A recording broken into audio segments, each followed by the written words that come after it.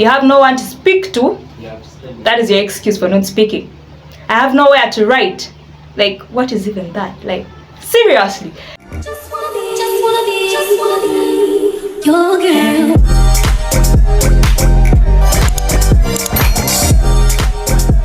Hey guys, welcome back to my channel. Annyeonghaseyo yorobun. My name is Hannah for those that are new here, and for returning subscribers or viewers, thank you so much for sticking around. So in today's video, I'm going to be giving you some tips in case you want to learn the Korean language, things that you must do to make sure that you really master speaking and reading Korean. But before we get into that, I have a beautiful announcement to make. We have started a new series on our YouTube channel called Real Korean with Mr. Yoon, a certified Korean teacher. He is Korean. He's going to be giving you Korean lessons free of charge. All you need to do is subscribe to the channel. Guys, if you do not know, subscribing is free of charge. All you need to do is just tap the subscribe button. It's completely free, and you're going to be getting a full-fledged Korean lesson from beginning to end on the channel. Episodes will be airing every Saturday, so make sure to stick around, subscribe, share with whoever might need this, because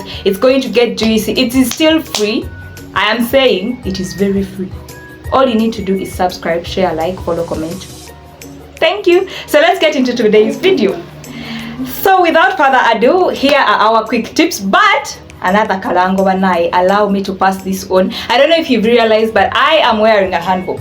I'm wearing a handbook, and I'm not going to be able to show you the whole outfit here, but there is another video about that. Just run to the videos. You're going to be able to see it, see how to put on a handbook, see how beautiful I look today. And oh my god. Anyway, let's start with the tip. So first and foremost, if you're going to start studying Korean, start with the alphabet. Do not skip the basics, guys.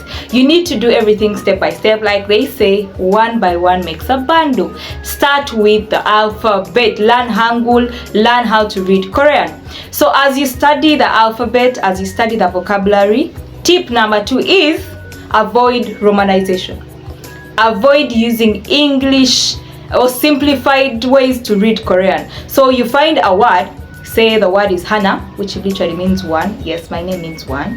Anyway, you find the word Hannah, and instead of using the Korean alphabet to read it, you're getting romanization. Romanization means we have used the English alphabet, the ABC, to help you read the Korean words. So I have already translated for you, and I've already written for you H-A-N-A. So you're reading it Hannah. Oh, I know this word is Hannah, but you're using romanization to read it.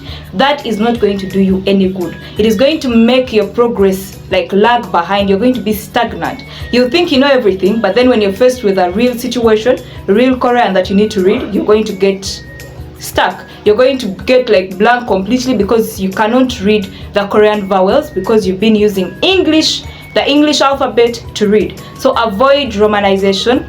Get into the Korean alphabet, learn it, learn how to read it, learn how to put together the syllables so that you can actually be able to read Korean. This I speak from real experience. I started out with romanization and it lagged me behind a lot. So do avoid it, please. So then tip number 3, or the third thing that you can do to make sure that you really master your language, this can apply for any language. It is not just Korean. So you can use something that you love. Some people say learning a language is hard because I don't have the resources, I don't have the means, it's expensive, etc. But guys, resources are all around. You do not have to have a teacher. You don't have to buy expensive textbooks or pay for expensive lessons online. Yes, you can do that. But in case you can't do that yet, you can start off with the easy things. Use music to learn Korean. Use K-pop. Listen to the lyrics, write down the lyrics. It will help you practice reading, listening, writing, everything. So use the resources you already have. Use Korean drama. If you're a fan of movies, watch the dramas. See how they are pronouncing every word. Listen to words you already know. Check to see how much you can listen to as you are watching this drama. This will help you a great deal, and it is not expensive. Like, it's the normal way. Like you would watch a normal movie, like you'd listen to normal music. This is the same way. You're using these resources to make sure that you are learning your language. It could be any language, French, Spanish, Chinese, anything. Use the music, the dramas, the resources. You can use cartoons, animations, the children's animations. Those help a great deal because the language is simplified and they are speaking slowly and all, so that can help you learn a lot. So tip number 4 is practice speaking, practice writing, practice. That is the number 4 tip. Guys, if you do not practice, nothing is going to come out. Like they always say, experience is the best teacher. If you sit around and say, yeah, I'm studying Korean now, it's been a year, I'm studying Korean, blah, blah, blah, blah. You have no one to speak to. That is your excuse for not speaking. I have nowhere to write. Like, what is even that? Like, seriously, speak to yourself. Stand in front of a mirror and speak to yourself. Sit down and write in your journal. Write what you did for the day. Write your diary in Korean or in your target language. Sit down and practice every step along the way. Practice writing, practice speaking, practice listening, practice reading, practice every bit of your language journey. That is how you get there, guys. I'm not saying I've already reached the maximum, but these are tips that I'm using, tips that I've learned the hard way, that I should have started with in the first place. So guys, I am telling you so that you don't follow my footsteps. It was harsh. It is harsh when you just sit on whatever you're learning. You end up getting burnt out. You feel like, excuse me, why can't I speak? But you've never practiced speaking.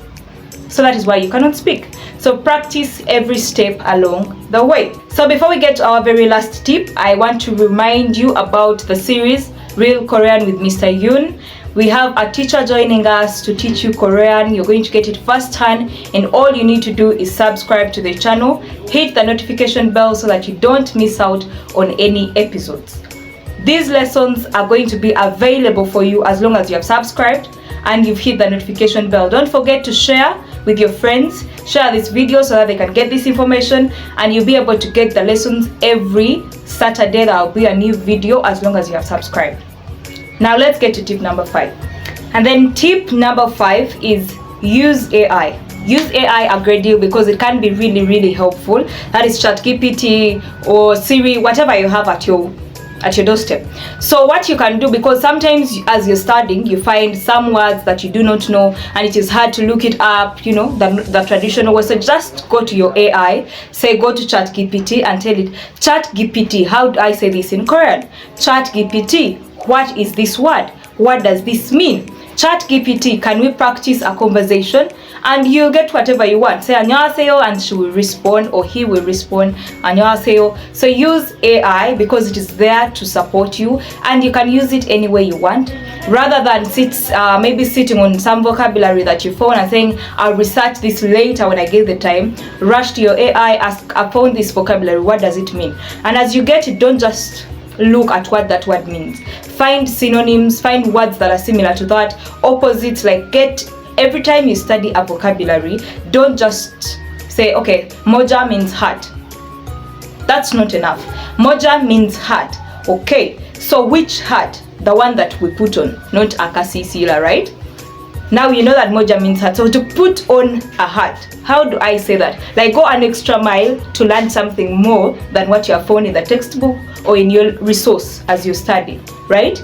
So those are the 5 things that you must do if you want to really master any language, or particularly Korean. So make sure to subscribe, guys, so that you don't miss out on our new series and any more further tips. Bye bye, annyeong.